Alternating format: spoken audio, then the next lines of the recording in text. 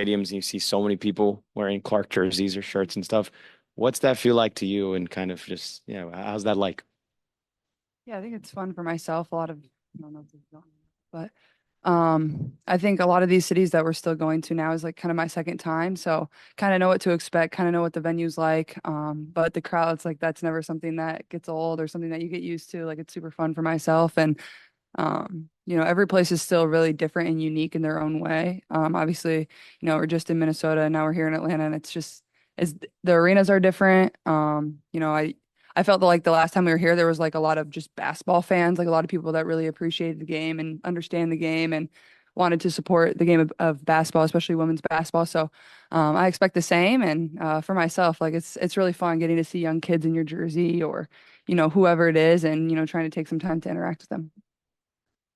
Caitlin, you've hit some recent milestones and you entered the night with 81 made three-pointers, which trails the Dreams' Ryan Howard, who had 85 in 2022 for most made three-pointers by a rookie. What's your perspective when you hit these milestones and that you could hit another one here tonight in Atlanta against the Dream, against Ryan Howard?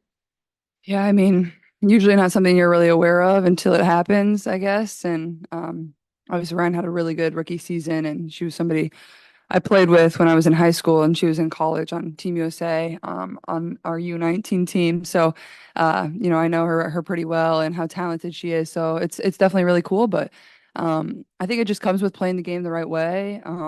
Especially playing offense the right way. I think our offense has continued to start to flow a little bit more, has opened up some looks for myself along with my teammates. So, just continuing to do that, I think is going to be really important for this group.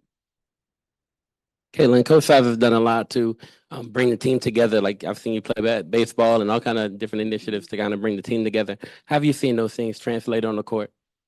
Yeah, I mean, obviously, it's not going to really translate anything skill wise, but I think having good relationships with your teammates is super important. I think sometimes that can be hard to do at the pro level. It's something that's very, kind of easy in college. That's who you're kind of stuck with for 4 years. Obviously, things are a little different now with the transfer portal, but I think in the pro level, you don't always have one time to build those relationships. Like you're professionals, you're trying to go about your business and do all the right things. And I think it was a good break for us. Obviously, the Olympic break, having that time where we had most of our team together and being able to do some fun stuff away from basketball, where the environment's loose and it's fun, and you kind of get to know your teammates better and their personalities. And I think maybe it doesn't really need to be on a deep level, but those fun, whether it's playing baseball or putt putt or whatever it is, like those are fun activities that you get to share with your teammates and be competitive. And I think it definitely helps grow relationships from that standpoint. Second row on the Mhm. left. Hey, Caitlin, you all haven't played the Dream since late June. What are some of the things that have been different that you've seen from the Dream since that last time? Yeah, well, I think both teams are very different in the ways that they play. Obviously, the injuries that they had, I think they're starting two or three different people differently than what we played them when we played them in June. So, you can go back and watch that film and watch some of what they did, but you try to watch more recently of what they've done. They're really good in transition. They have really good, ISO players that are really good one-on-one. So you're gonna have to be able to guard your man.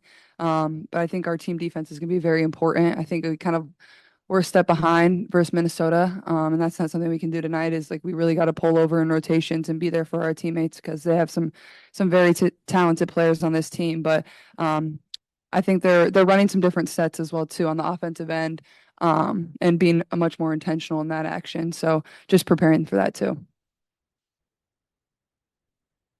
Hey, Linda, how do you describe where you are now as opposed to the start of your rookie season? You've had the break, you've had a couple of wins now after the break. How do you feel now as far as the mental and the physical aspects of getting the leadership and your legs and your mind together for this second half run? Yeah, I'm just trying to take it game by game.